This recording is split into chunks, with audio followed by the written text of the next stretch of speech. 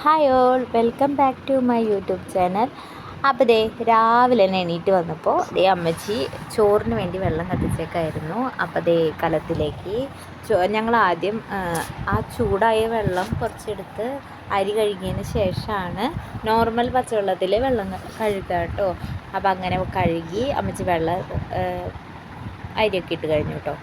അത് കഴിഞ്ഞ് ഞാൻ ദേ മത്തങ്ങയും പയറും വയ്ക്കാൻ വേണ്ടി വന്നു. മത്തങ്ങയും പയറിനുള്ള അരപ്പും കാര്യങ്ങളൊക്കെ അവിടെ അടിക്കുന്നുണ്ട്.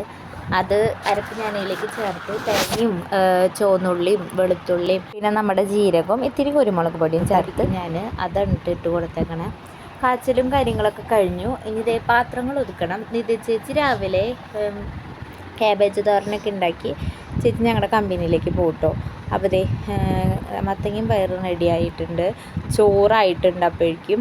പിന്നെ ദേ ഞങ്ങളുടെ ക്യാബേജ് തോരൻ റെഡി ആയിട്ടുണ്ട്.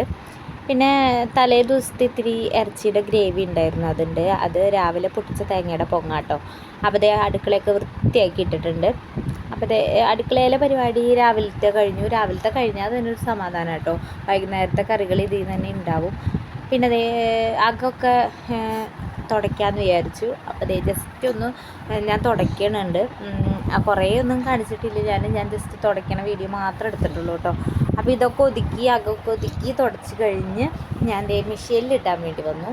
മെഷീനിലിട്ട് ഓണാക്കി തുണികളൊക്കെ ഇട്ട് ഇനി അത് അലക്കണ വരെ നമുക്ക് വേറെ എന്തെങ്കിലുമൊക്കെ ചെയ്യാമല്ലോ.